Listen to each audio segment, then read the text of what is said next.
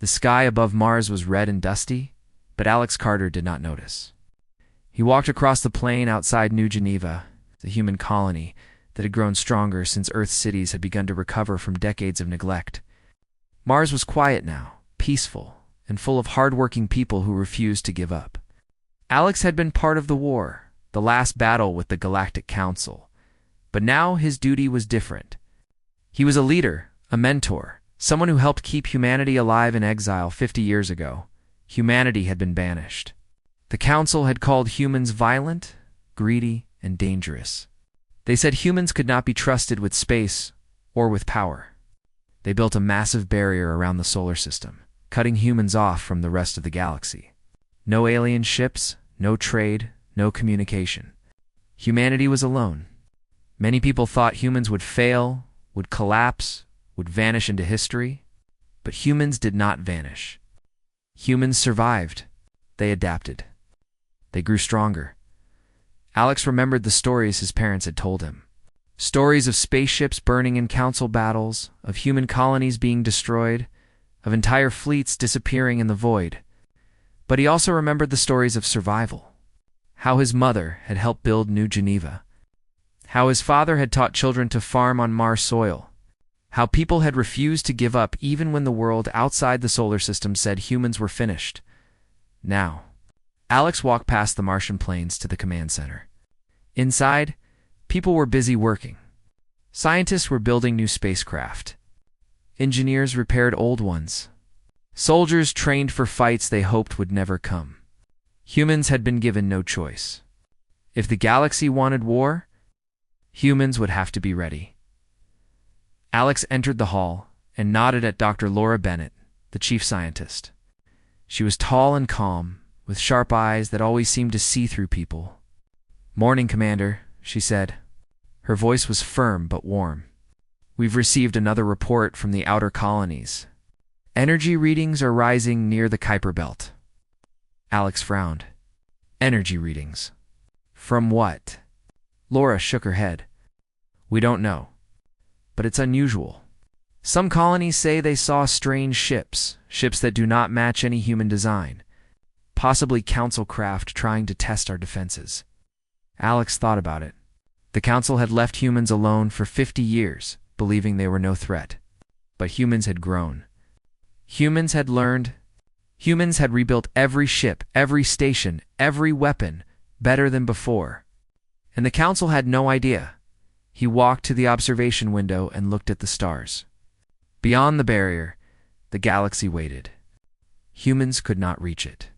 Humans could not touch it. And yet the galaxy was changing.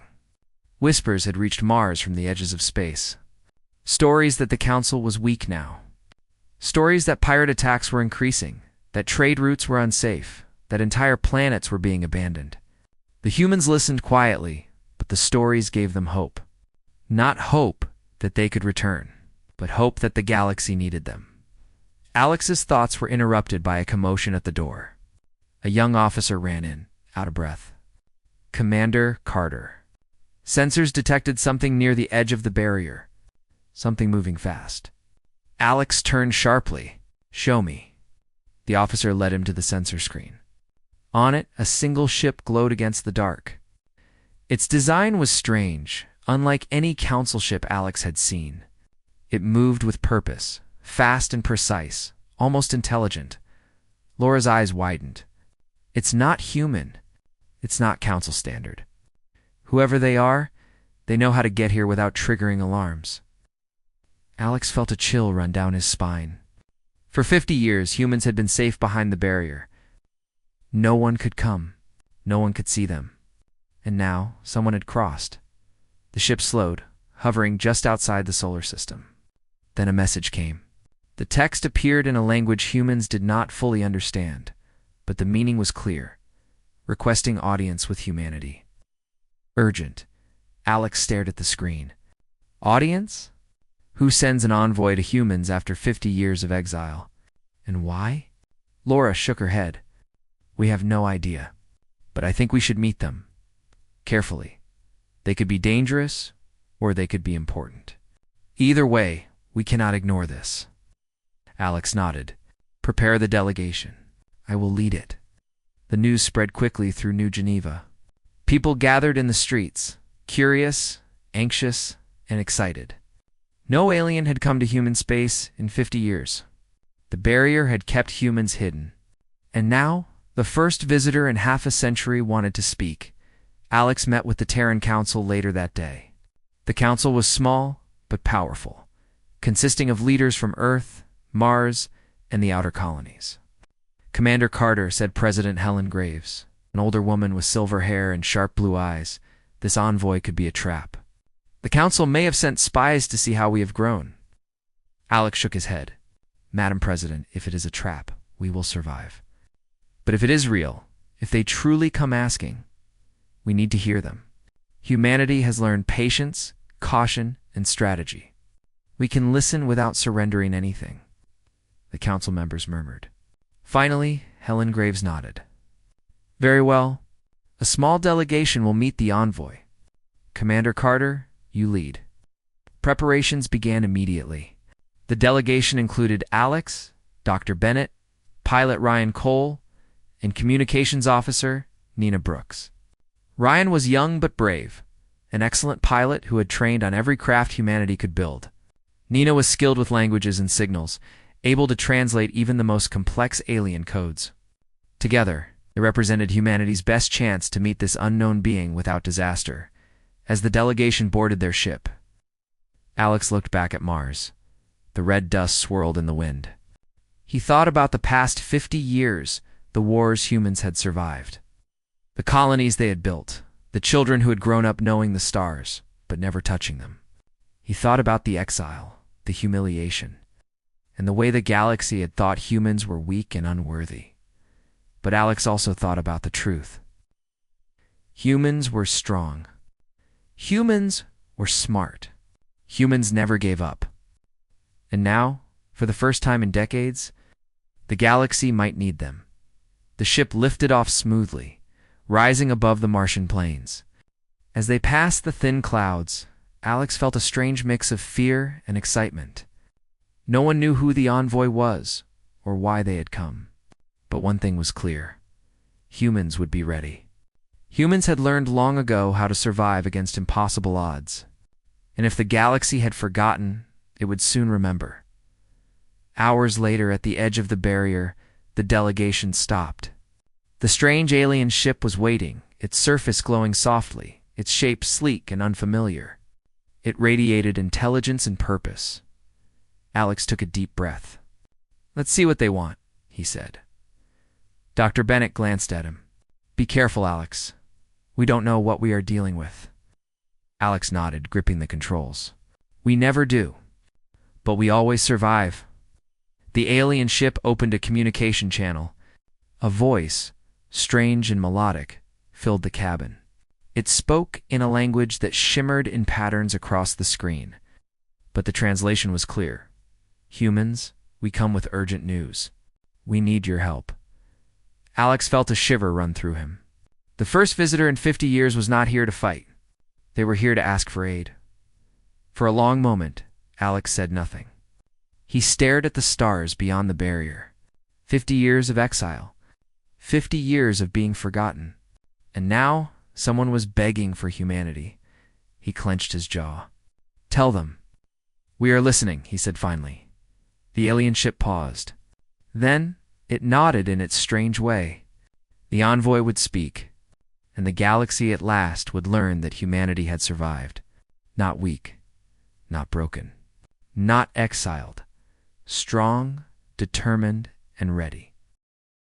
The alien ship floated silently at the edge of the solar system, its smooth surface reflecting the distant sun.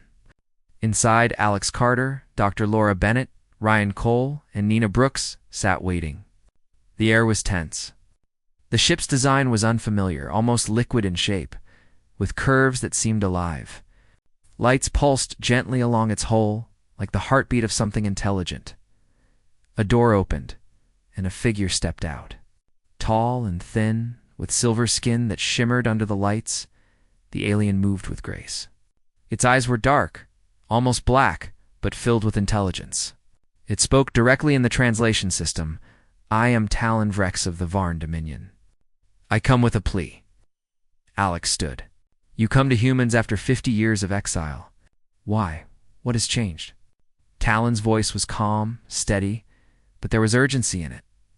The galaxy is dying. We fought without you. We lost systems, fleets, and hope. A threat, the Xerath swarm, consumes worlds faster than we can defend them. We cannot stop it. You are the only ones who can. Laura's eyes widened. The Xerath swarm? I thought that was a legend. A story for young cadets. Tolan shook its head. They are real. They adapt, evolve, and learn. Entire fleets are destroyed within hours. Our weapons fail. Our strategy fails. Only humans can stand against them. Only humans can fight in ways we cannot imagine. Alex felt a chill.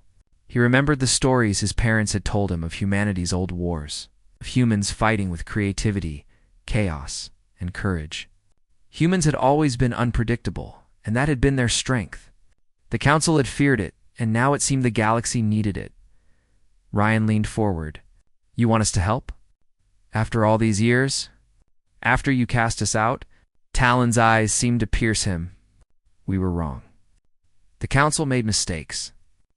We exiled humanity out of fear, not reason. Now we see our error. The galaxy is dying, and you are the only hope. Alex looked at his team. Dr. Bennett's face was thoughtful. We have survived 50 years alone, she said. We have built new ships, new technology, new strategies. And now the galaxy wants to ask us for help? Yes, Talon said. You must come with us. You must see the damage. You must decide. Alex felt anger and pride rise inside him. The Council had called humans arrogant, dangerous, unworthy. And yet here they were, powerless, begging for aid. Why us? He asked. Talon's voice softened. Humans adapt. Humans fight. Humans survive when all others fail. Your unpredictability, your creativity, your courage, these are needed. Without you, the galaxy will fall. Laura spoke carefully. And what if we refuse? What if humanity decides the Council is not worth saving? Talon's dark eyes held a hint of sadness. Then billions will die. Systems will be lost. The galaxy may collapse entirely. But that is your choice. You were exiled. You are free. We only ask you to act. Alex took a deep breath. He thought about the children growing up on Mars and Earth, who had never seen another human fight in space, who had never learned of the battles their ancestors had faced. He thought about the scientists, the engineers, the soldiers, and the ordinary people who had survived decades of isolation. They had become stronger, smarter, and more capable than any council had imagined. This is not a decision we can make lightly, Alex said. We will need proof. We will need to see the threat ourselves. Talon inclined its head. I can take you to the edge of council space. There you will see the devastation. You will understand why we come to you. Nina Brooks, quiet until now, spoke. And the council? Will they know you bring humans back? Talon shook its head. Not yet. If the council sees you, they may resist. They may fear your return. You will go only with my escort and my guarantee of safety. Alex nodded slowly. Very well, we will go. But we go on our terms. We decide if humanity helps, not them. Not you, humanity. Talon's form shimmered slightly, almost like a nod. Agreed. The journey began immediately. Humans boarded the Varn ship, leaving the comfort of the solar system behind. As they passed through the barrier, Alex noticed the first stars of council space. Worlds that had been off limits for 50 years now stretched out before them. And yet the sight was not beautiful. It was grim. Entire planets were scorched, their surfaces black and barren. Space stations floated in pieces, burned and twisted. Alien fleets drifted silently, unmanned and destroyed. The Xerath swarm had been here. Laura pressed her hand to her mouth. They were not exaggerating, she whispered. This is worse than I imagined. Tolan spoke softly. These are only the beginning. The swarm will not stop. Systems fall every day. Fleets are destroyed before reinforcements can arrive. We do not know what to do, and we do not know who can help us. Alex clenched his fists. The stories of human perseverance came to mind. Humans had survived plagues, wars, famines, and betrayal. They had rebuilt the solar system alone. And now, the galaxy was begging for that strength. Ryan shook his head. So after all they did to us, after 50 years of exile, they want our help. Can we trust them? Alex looked at the burning stars in the distance. We don't have to trust them. We have to survive. And if humanity can save the galaxy, we do it on our terms. Always on our terms. Tolan guided them closer to a system under attack. The swarm was their vast collection of black insect-like ships moving together, consuming everything. Stars lit up with explosions. Alien defenses fired, but most shots were useless. The swarm moved with terrifying speed, learning from every attack. Alex felt a mixture of awe and fear. The humans he had known would have seen this as a challenge, not a threat. But even he had never imagined the scale of destruction. Millions of lives, billions of resources, entire worlds gone. Show us everything, Alex said. We need to understand how to fight them. For hours, Tolan guided the delegation from system to system. The evidence was undeniable. Council forces were losing, and only humans had the chance to turn the tide. Finally, after the tour, they returned to the Varn ship. Alex gathered his team. We will need to present this to the Terran Council. The question is, do we help? Or do we let them fail? Laura spoke first. If we do nothing, the galaxy may fall. But if we act, humans will lead. Humans will shape the future. I say we must act, not for them, but for ourselves. We cannot ignore this. Ryan nodded. I don't like the council. They exiled us. They called us monsters. But these creatures, the swarm, they will destroy everything. We cannot just watch. Nina, quiet and thoughtful, finally spoke. We will help, yes. But carefully, we will not be fooled again. Humanity decides the terms. Humanity leads. We are not their soldiers. We are our own masters. Alex looked at his team, proud. Then it is decided. We go back to Earth and bring the council the proof. We show them what we have seen. And humanity decides whether we fight, not them, not anyone else. Humanity, Tolan observed silently, understanding the resolve in the humans. Then I will take you back, it said. But you must move quickly.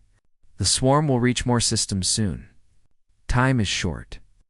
As the Varn ship carried them back to the solar system, Alex looked out at the stars. For 50 years, humans had been forgotten, exiled, and underestimated. And now, the galaxy needed them. He thought of the children, the soldiers, the scientists, the ordinary people who had survived in exile. They had rebuilt, adapted, and grown stronger. And soon, they would show the galaxy what humanity could do. Alex spoke quietly to himself. They feared us. They thought we were dangerous. They were right. But danger has a way of saving the weak. The Varn ship entered orbit around Earth, and the humans prepared to report to the Terran Council. Humanity's next choice would decide not only the fate of the solar system, but the fate of the entire galaxy. For the first time in 50 years, humans were no longer exiles. They were needed, and they would not be ignored. The Varn ship moved slowly through the edge of the solar system, carrying Alex Carter, Dr. Laura Bennett, Ryan Cole, and Nina Brooks. Earth grew larger in the viewport as they approached orbit. The Terran Council had convened a meeting, and the humans would have to decide whether to act. The weight of 50 years of exile pressed on them, but now humanity had a chance to show the galaxy its strength. Alex felt tense. 50 years of isolation had taught humans many things.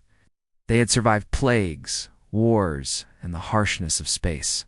They had built new colonies on Mars, the Moon, and even the asteroid belt. They had grown stronger, smarter, and united. And now, the galaxy was begging for help. They were escorted to New Geneva's council hall. It was large and modern, with clean walls and holographic displays showing the solar system. President Helen Graves and the council members waited for them. The hall was quiet, filled with tension and expectation. Alex stepped forward. "Council members, we have seen the threat. It is real. Worlds are burning. Fleets are destroyed. The swarm cannot be stopped by normal means. Only humans have the ability to fight them effectively." Laura Bennett stepped beside him. "We have observed the swarm's behavior. It adapts quickly, it learns from attacks, and it destroys everything in its path. But humans fight in ways they cannot predict. That is our advantage. If we act carefully, we can save the galaxy." The council members whispered among themselves. Some were skeptical, others fearful. One older man, Councillor Richard Hale, spoke. "After 50 years, why should we trust humans? You were exiled for your arrogance and violence. You were dangerous. Why would you help us now?" Alex looked directly at him. "We are the same humans who survived 50 years of isolation. We are strong, disciplined, and smart. We do not fight for you or for the council. We fight because the galaxy cannot survive without us, and we will lead on our terms, not yours." Helen Graves nodded slowly. "Your terms, Commander Carter. Speak them." Alex drew a deep breath. "First, we will go beyond the barrier. We will see the swarm ourselves. We will decide how to fight and who to trust. We will act only when humanity is ready. Second, we will lead any operation that involves humans. Third, we will not accept interference from any alien council until the threat is defeated. If you agree, we can start immediately." The council remained silent. The weight of their fear and guilt hung in the room. Finally, Helen Graves spoke. "Agreed, humanity will lead on your terms." Preparations began immediately. Humans worked tirelessly to ready the ships for the mission. Ryan Cole inspected every engine and thruster. Kana Brooks checked communication systems. Laura Bennett analyzed the data they had gathered from the Varn ship, trying to understand the swarm's patterns and weaknesses. Alex oversaw the preparations, ensuring nothing was left to chance. When the ships were ready, the humans left orbit. Beyond the solar system, the stars stretched endlessly. The Varn ship guided them, taking them to the edge of council space. The farther they traveled, the more damage they saw. Entire star systems were gone. Planets were scorched black. Space stations floated as twisted metal. The swarm's destruction was complete. Laura shook her head. "This is worse than I imagined. They consume everything. No resistance can hold them for long." Alex nodded. "That is why we must act. Humans fight differently. We adapt. We learn. We find ways when others see none." The humans made contact with the remaining council forces. The alien commanders were desperate and demoralized. Fleets were damaged, supplies were low, and morale was at its lowest. Many did not trust humans, but when Alex spoke to them, they listened. "We are here to help," Alex said. "Not as your subjects. Not as your soldiers, as allies. Together, we can fight this threat, but you will follow our lead when humans command. No exceptions." The alien commanders agreed, reluctantly but willingly. They had no choice. Swarm would destroy them if they refused. The first engagement came quickly. The swarm approached a system near the galactic edge. Humans and aliens coordinated defenses. Laura's AI programs predicted swarm movements and suggested attack patterns. Ryan piloted the lead human ship with precision, maneuvering through asteroid fields and debris while firing at the enemy. At first, it seemed the swarm would win. Their numbers were overwhelming. Alien weapons were failing. Fleets were being destroyed. The swarm adapted faster than anyone could imagine, then humans acted differently. They did not fight as the council expected. They used irregular attacks, unpredictable formations, and daring strategies. They attacked in ways the swarm did not expect, confusing the enemy. They targeted weak points the aliens could not see. Slowly, the tide began to turn. Alex shouted orders. Split into 3 groups. Use evasive patterns.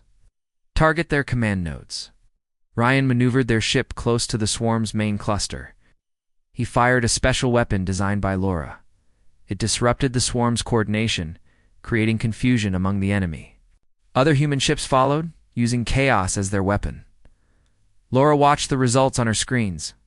It's working. The swarm is retreating. The alien commanders could not believe it. Humans, the species they had exiled and feared, were leading them to victory. Fleets that had been on the verge of destruction now held their ground. Systems that were doomed had a chance to survive. After the battle, humans and aliens regrouped. The council representatives were humbled. They had seen firsthand the skill and strategy humans brought. They realized that the galaxy had underestimated them. Alex gathered his team. This is only the beginning. The swarm will return. They will adapt. We need more preparation, more planning. But we have proven one thing. Humans make a difference. We are not weak. We are not expendable. And we will not be ignored.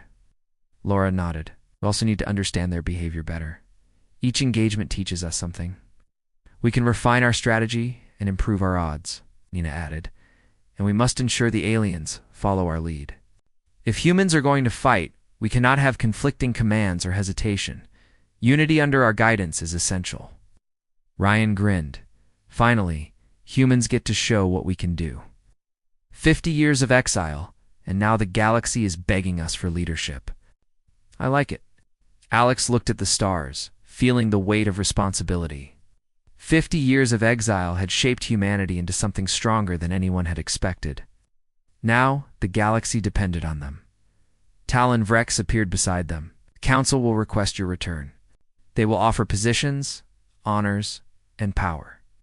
But you must remember, humans decide their own role. You do not return as subjects. You return as leaders. The choice is yours. Alex nodded slowly. We fight for the galaxy because it is necessary.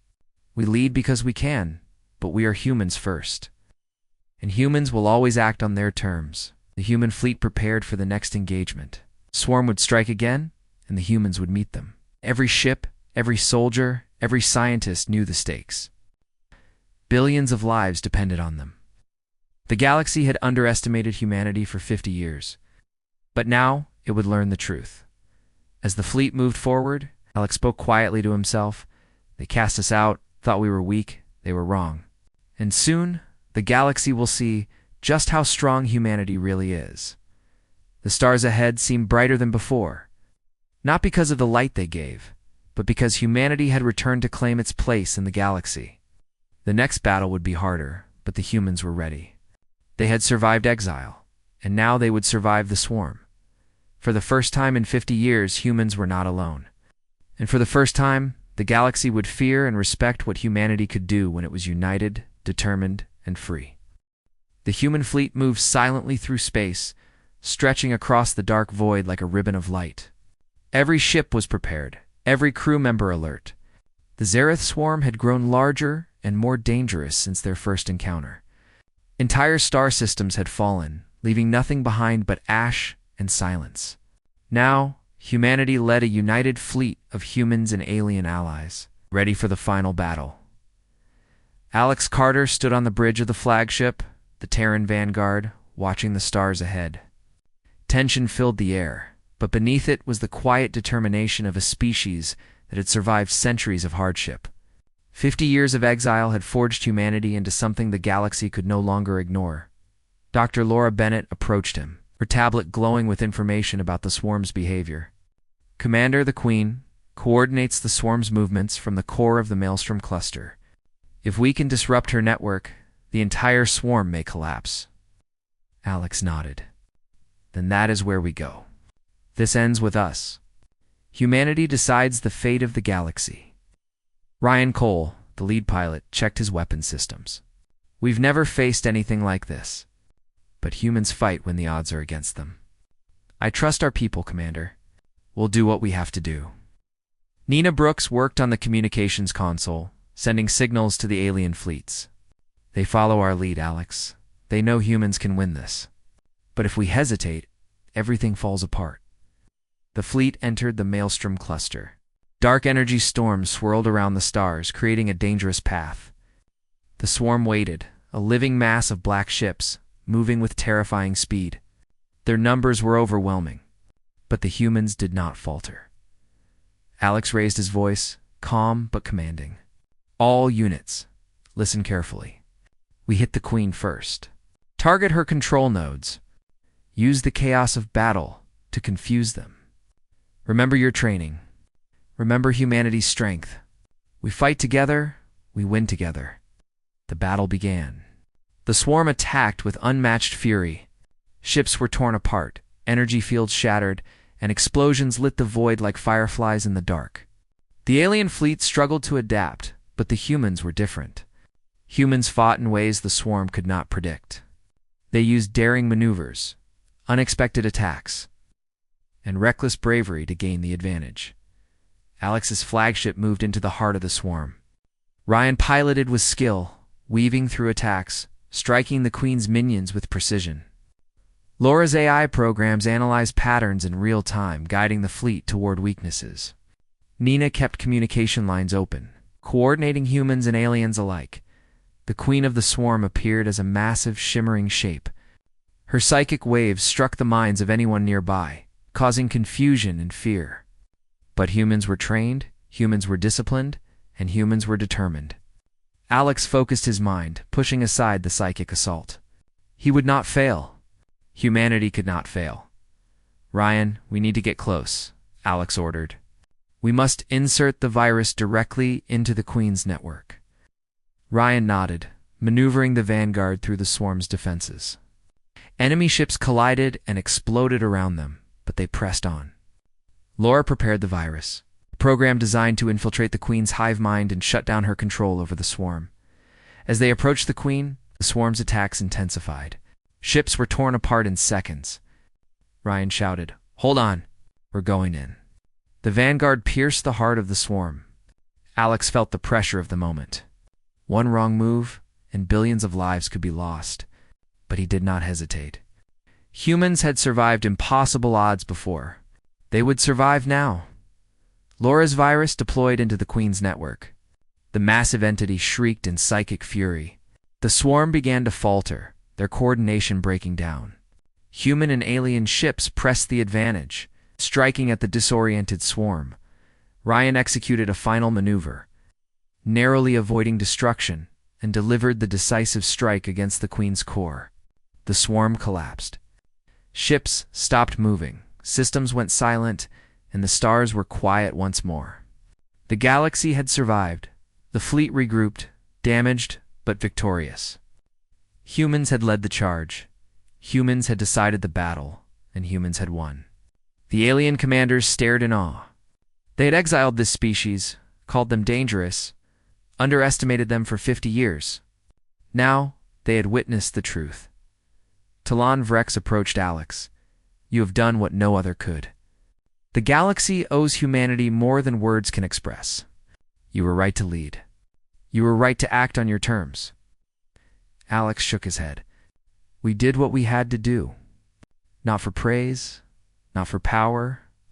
We did it because we are humans. We survive. We fight. And we decide for ourselves." The Terran Council called a meeting after the battle. Council members, humbled and grateful, formally requested humanity to rejoin the galaxy. They offered positions, honors, and authority. But Alex spoke for all humans. We return not as subjects, not as servants. We return as allies and leaders. We fought for the galaxy, yes, but we did so because humanity cannot ignore injustice, weakness, or destruction. We will help, but only on terms that respect our freedom and our people.